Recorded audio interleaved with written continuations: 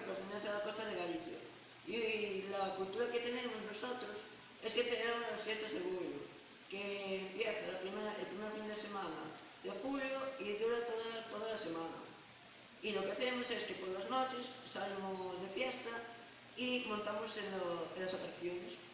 Y después de montar las atracciones, lo que hacemos es ir a escuchar un concierto que cada día, bueno, que cada noche lo organiza un grupo distinto. Otra de las cosas que tenemos es que celebramos el entroido, que es en febrero.